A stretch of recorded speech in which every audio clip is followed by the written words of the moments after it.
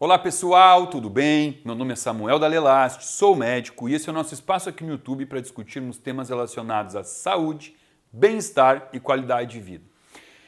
Muitas vezes eu vim aqui, eu fiz vídeos falando sobre resistência insulínica, síndrome metabólica, hiperglicemia e me dei conta que eu nunca fiz um vídeo falando sobre o oposto disso, falando sobre hipoglicemia.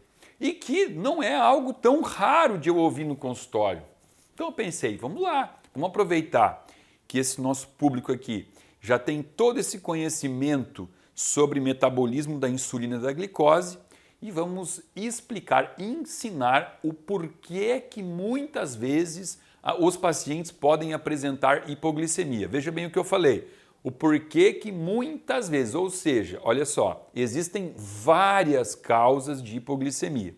O que eu vou fazer aqui hoje, nesse vídeo, é trazer para vocês a causa mais comum, senão isso daria um vídeo enorme. Mas olha, essa causa mais comum é a mais comum mesmo, 98%, estou chutando o número aqui, mas eu acredito 98% das vezes que uma pessoa apresenta hipoglicemia, a causa estará aqui no quadro nesse vídeo. Tá frio, né? Tá ficando um pouco frio. Não, mas eu tô... Não. Acho que agora vai ficar bom. Antes de mais nada, vamos fazer o seguinte, vamos dar uma resumida, bem resumido aqui mesmo, o metabolismo básico da glicose e da insulina para a gente entender o que acontece no paciente que apresenta hipoglicemia. Então vamos lá, olha só. A gente vai desenhar três estruturas aqui. Isso daqui, imagina que é o pâncreas, tá? Mas para que a gente não tenha que imaginar tanto pâncreas, o Fernando vai ajudar a gente aqui. Vai lá, Fernando. Olha aí, ó, esse aí é o pâncreas, tá? Agora aqui nós vamos desenhar um vaso sanguíneo, uma artéria. Ok, Fernando?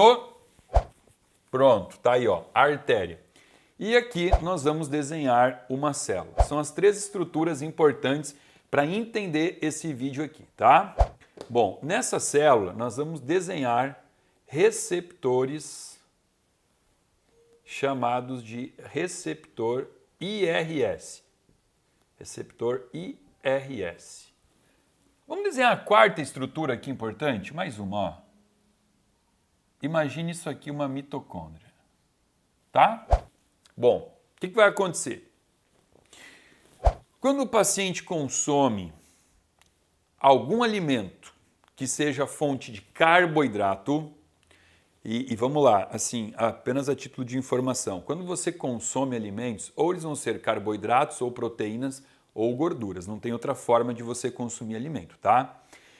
Na verdade, todas essas fontes, tanto proteína, quanto gordura, quanto carboidrato, ele pode virar glicose. Mas a via preferencial é sempre a via do carboidrato. O carboidrato é o macronutriente que mais facilmente vai converter em glicose. E, infelizmente, ele é o que está na base da alimentação do mundo. Por isso que a gente tem tanta doença. Não é bem o carboidrato que está causando doença. É o carboidrato simples, que é o consumido em maior quantidade, tá? O que são carboidratos simples? Carboidratos que simplesmente viram glicose, facilmente viram glicose, né? Entram aí todos os refinados, entra o arroz branco, que é polido, tá? Então, quando você come qualquer tipo de carboidrato, seja o complexo, seja o simples, a gente vai falar aqui sobre a conversão dele em glicose aqui onde? No sangue, né? Se isso aqui é uma artéria, aqui eu tenho então a glicose. Basicamente assim, ó, para ficar até um pouco mais claro, tá? Se eu tenho o carboidrato simples, tudo vai virar glicose. Carboidrato simples é igual a glicose.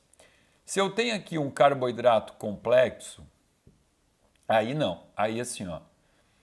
Parte vai virar glicose, uma parte pequena, e a outra parte do carboidrato complexo vai fermentar no intestino, produzindo ácidos graxos de cadeia curta, tá? São três. É o acetato, propionato e butirato, tá? todos eles extremamente importantes para a saúde. Ou seja, o carboidrato complexo, ele vai dar uma porção de glicose, mas vai dar uma porção de glicose que não vai dar aumento significativo de glicose no sangue, diferente do carboidrato simples, que vai virar uma explosão de açúcar no sangue, ok? Tá?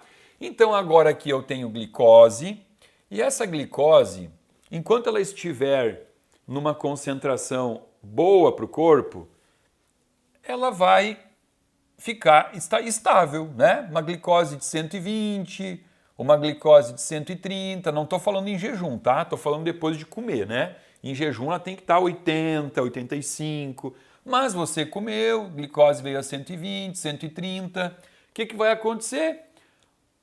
O pâncreas vai produzir um hormônio chamado insulina, e a insulina, ela vai, vamos desenhar ludicamente aqui, a insulina é um quadradinho, né?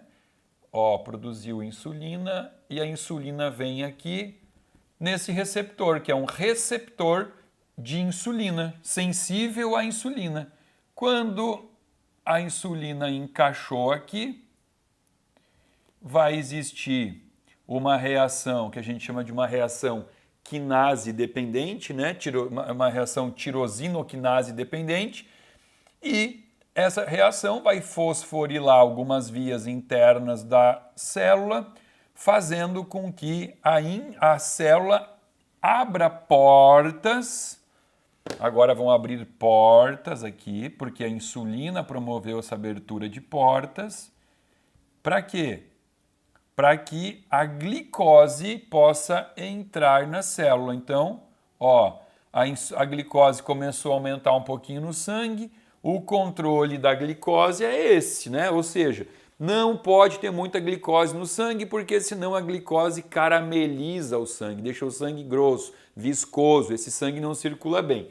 Então, para que não aconteça isso, o pâncreas secreta insulina, a insulina vem aqui, sensibiliza os receptores IRS, e esses receptores, através de uma reação mediada, uma reação que chama de tirosinoquinase, essa reação vai abrir esses canalículos na célula para que a glicose entre, e aqui dentro ela vai sofrer algumas transformações, ela vai receber um fósforo, vai virar glicose 6-fosfato, vai virar piruvato, e dentro da célula existe a mitocôndria.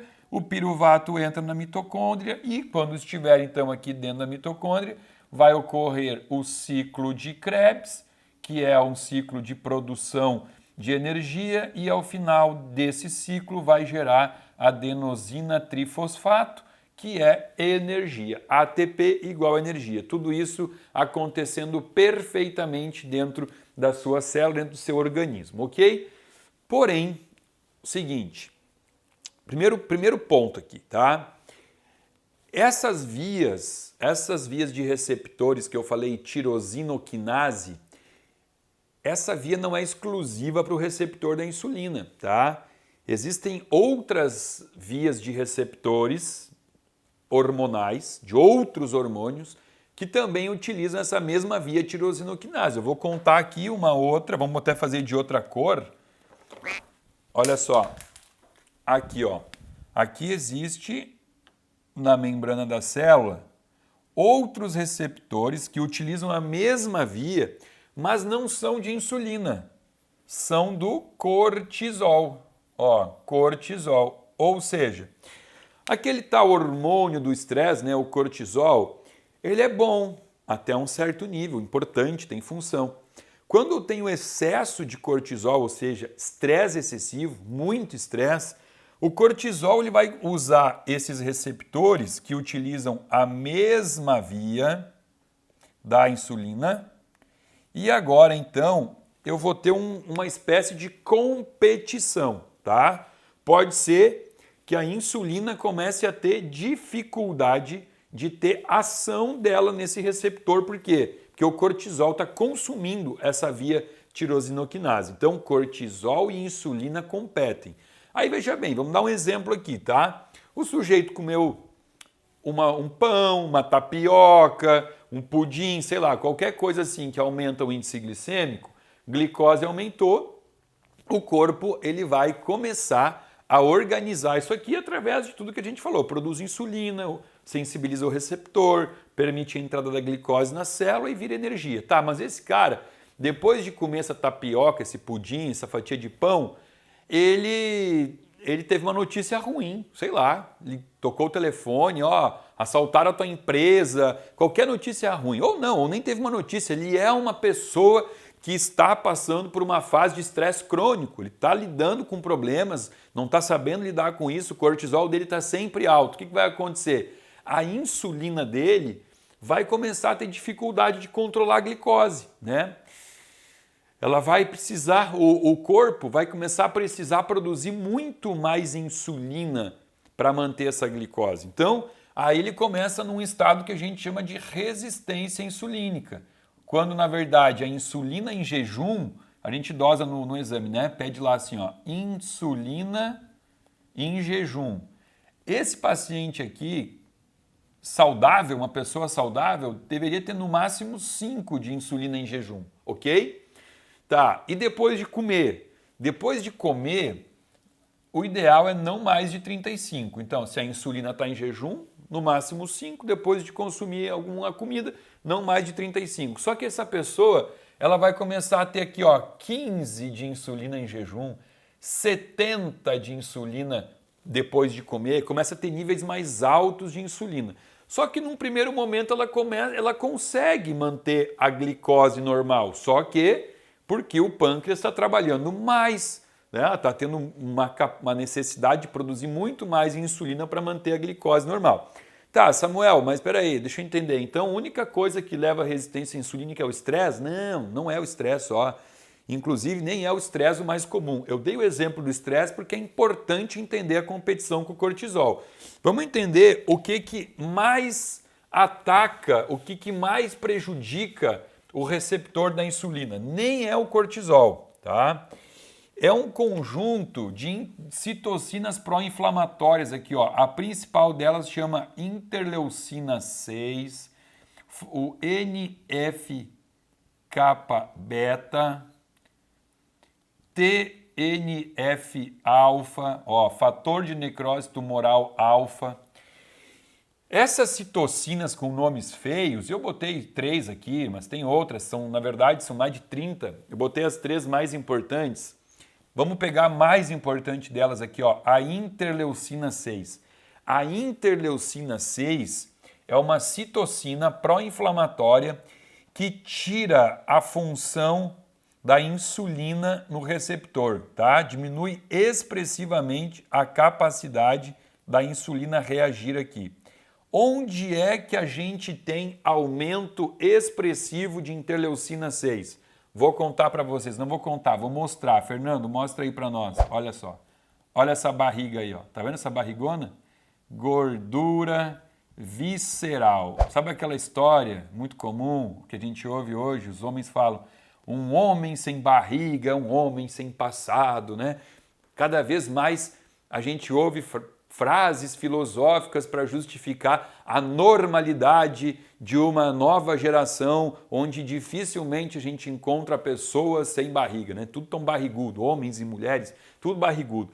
Quando você aumenta a gordura visceral, ou seja, a circunferência abdominal, o que vai acontecer? Você começa a produzir todas essas interleucinas e muitas outras, tá? E você começa então a tirar a funcionalidade do receptor da insulina. Agora vamos entender o que vai acontecer então. Veja bem, olha só. A gente entendeu como era uma pessoa saudável, né? Pessoa saudável, aumentou um pouquinho a glicose, produziu um pouquinho de insulina, mandou para dentro, tirou do sangue, mandou para dentro da célula, transformou em energia, tudo bem. A pessoa começa a ficar um pouco mais barrigudinha, começa a comer mal, ingerir bebida alcoólica, que também faz isso aqui. O que vai acontecer? Vai começar a necessitar produzir mais insulina para fazer o controle da glicose. Só que aí mora o problema da proposta de entendimento do vídeo de hoje, que é sobre hipoglicemia. O que vai acontecer? Nesse momento que essa pessoa desenvolveu uma resistência insulínica, seja porque está com barriga, seja porque está em estresse, seja porque está com as duas coisas, está barrigudinho e está estressado, o que vai acontecer? Olha só, vamos desenhar aqui um gráfico para entender melhor. Ó, um gráfico de glicose versus tempo, ou seja, aqui o tempo e aqui a glicose, tá? Glicose. Ó, 30 minutos, 60 minutos, 90 minutos, 120 minutos, 150 minutos, tá? 180 minutos. Então aqui, ó. Como é que seria o gráfico da glicose num paciente que comeu, por exemplo, no almoço dele ele comeu uma batata doce, uma mandioca, um arroz negro, carboidratos complexos. Olha só, vamos botar aqui a glicose, então vamos marcar aqui, ó, 120, 140, 160, 200 de glicose, tá? Como seria o paciente que comeu uma batatinha doce? Vai subir a glicose dele, vai subir aqui, ó, e ela vai vir até aqui, ó, tá? Mais ou menos por aqui, ele comeu outra coisa, ele fez um lanche, ele, sei lá, ele comeu frutas com granola, né? Não importa, comeu uma fruta com alto índice glicêmico, banana, mas ele botou granola, diminuiu o índice glicêmico da granola. Pronto, então ele vai ter aqui outro aumento de glicose, mas olha só, ele não passou nem do 120 aqui, ó, de glicose, tá? Só que agora vamos pegar um outro indivíduo, um indivíduo que acordou de manhã e o que ele fez no café da manhã? Ele fez uma tapioca com queijo Minas, ou ele comeu um sanduíche com frios, ou no almoço dele ele comeu um prato de macarrão, ou ele jantou e comeu pizza, tá? O que vai acontecer? Ele só consumiu carboidratos simples, de alto índice glicêmico. Então ele comeu aqui, ó, vamos desenhar o gráfico aqui em outra cor agora. Vamos ver aqui se a gente tem uma cor bacana. Fernando, vamos ver se o verde aparece aí para ti, ó. Ó, ele comeu a tapioca, ele comeu o sanduíche ou a macarronada. Olha só, aonde vai subir. Ó, foi aqui em 200 e já caiu aqui, ó. Já caiu. Ou seja, muito açúcar num espaço de tempo pequeno. Então vamos ver. Veja bem, esse cara aqui, ele jogou muito açúcar no sangue dele. O açúcar chegou aqui em 200. O que vai acontecer? O corpo vai querer responder. Só que o corpo está respondendo, esse aqui, lembra? É o paciente que está barrigudinho, é o paciente que está estressado. O corpo está respondendo com 3 vezes mais insulina, ou às vezes 5 vezes mais insulina. Em jejum era 25. Aqui na curva ele está chegando a 100. Quando essa insulina em excesso vier aqui responder na célula, o que vai acontecer? É muita insulina. Esse paciente, ele vai afundar o nível de glicose, porque é muita insulina. Esse paciente vai jogar a glicose para 50, 60, é pouco. E aí ele vai começar a se sentir fraco. Ele pode, inclusive, ter alguns sintomas da hipoglicemia. Ele pode ficar meio pálido, um suor meio frio, ficar meio obnubilado, a gente chama, né? O cérebro dele ficar meio confuso, com ideias lentas, raciocínio lento. E esse cara fala, eu preciso comer. E ele não é comer qualquer coisa, ele tem que comer açúcar, né? Coisas que viram açúcar. Ele sente necessidade de aumentar a glicose. Por quê? Porque ele fez uma hipoglicemia reativa a um aumento de insulina. Essa é uma etapa inicial da resistência insulínica ou do pré-diabetes. Esse cara já é um pré-diabético, entendeu? Só que, lógico, se ele continuar nesse estilo de vida, com essa alimentação, a barriga continua aumentando, ele vai piorar cada vez mais, até que vai chegar uma fase em que ele vai produzir muita insulina, mas nem com toda a insulina do mundo ele vai conseguir manter os níveis de glicose bons, adequados. Aí é aquele momento que a gente encontra o paciente na curva de insulina, ele produziu, vamos lá, curva de insulina, você pega e tira o sangue em jejum, né? Insulina em jejum, e aí vem a curva que deveria ser assim, né? 30, 60, 90, 120, onde o ponto mais alto aqui, que é os 60 minutos, ele deveria produzir no máximo, como eu falei, no máximo 35 de insulina, e a insulina depois começaria a descer, e quando chegar aqui nos 120 minutos, ele já deveria estar com uma insulina menor que 5 novamente. Só que esse paciente não vai vir assim. Ele está tão doente, tão ferrado, que ele parte de uma insulina em jejum e ele nem faz uma curva mais, ele faz uma ascendente, uma reta ascendente, né? 30, 60, 90, 120 minutos, ele continua subindo. Ele está aqui com 200 de insulina e você vem olhar a glicose no sangue e ela ainda está, sei lá, 200, 250. Bom, esse paciente não vai mais apresentar a hipoglicemia. Não vai, por quê? Porque nem com uma superprodução de insulina ele consegue baixar a glicose. Acabou. Esse cara não consegue mais. Ele tem o pâncreas respondendo. O pâncreas ainda tem capacidade de resposta, mas nem com essa resposta ele controla a glicemia, né? A glicose no sangue. Vocês estão conseguindo entender? Então, o mais comum, como eu disse no início do vídeo, o mais comum de um paciente apresentar hipoglicemia é o paciente que está no início do diabetes, ele é um pré-diabético inicial, ele já tem uma resistência insulínica, onde ele produz mais insulina que o normal, mas essa insulina que ele está produzindo ainda tem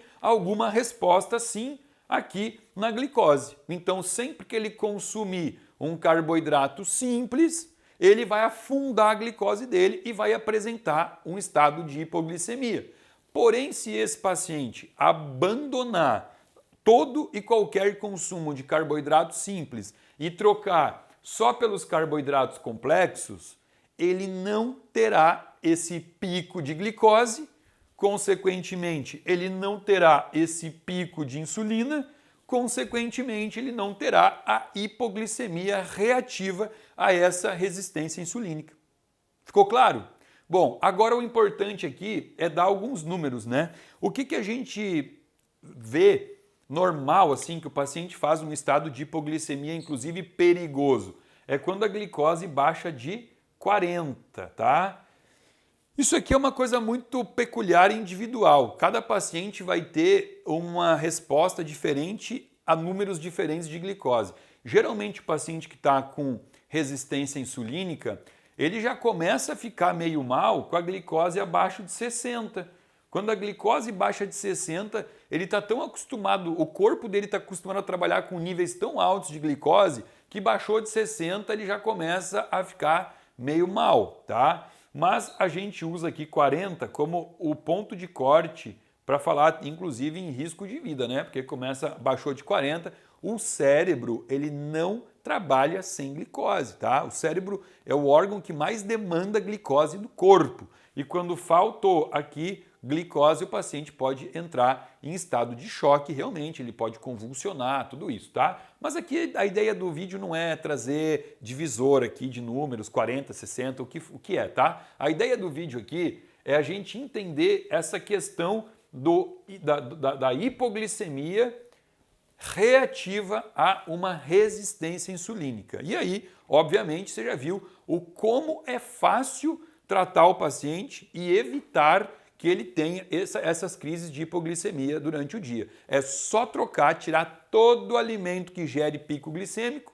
e arrumar a alimentação dele colocando alimentos com carboidratos complexos, tá? Obviamente, eu não citei aqui, nem a ideia do vídeo, uma outra situação onde é comum ter hipoglicemia, aliás, muito comum, que são os pacientes diabéticos que já têm que usar insulina, né? Então, existe um grupo de pacientes diabéticos tipo 1 ou pacientes diabéticos tipo 2 que evoluíram com uma fadiga pancreática, que eles precisam dar aquela injeçãozinha de insulina na barriga e, obviamente, é muito comum que bote a insulina direto, né? Injeta a insulina na barriga e depois tem uma alimentação onde ele não atendeu aos carboidratos que precisava, não aumentou a glicose, ele pode fazer uma hipoglicemia, e isso é bem perigoso, inclusive, se ele tiver uma hipoglicemia dessas à noite, o corpo tem muito menos facilidade para corrigir isso porque foi uma hipoglicemia induzida por um medicamento, um hormônio, né, a insulina, mas aí isso daria até para falar em outro vídeo.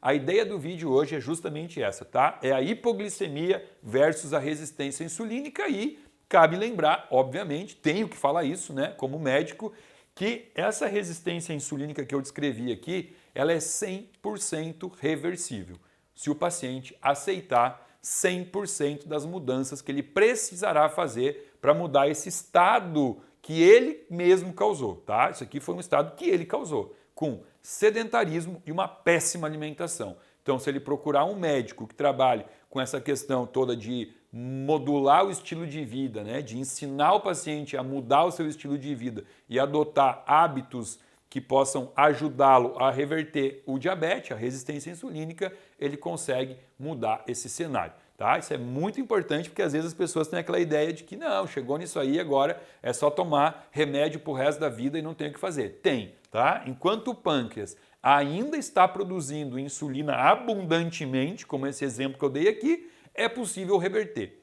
Não é possível reverter quando esse pâncreas chegar no nível onde ele não terá mais capacidade para produzir insulina, né? Ele vai entrar num estado de estafe pancreática, né? Fadiga pancreática. Aí o paciente realmente vai depender daquela injeção de insulina todos os dias. Ok? Espero que você tenha gostado desse vídeo. Se você gostou, dá um like, compartilha com os amigos, coloca no grupo de WhatsApp da família. Lembrando que, se não tiver inscrito no meu canal ainda, peço humildemente que se inscreva, acione o sininho para receber alerta de novos vídeos sobre saúde toda semana aqui para você. Abaixo desse vídeo tem um link que você pode acessar, se inscrever e passar a fazer parte de um grupo VIP de pessoas que recebe conteúdo gratuito e exclusivo semanalmente aqui do meu canal. Fica aqui o meu muito obrigado.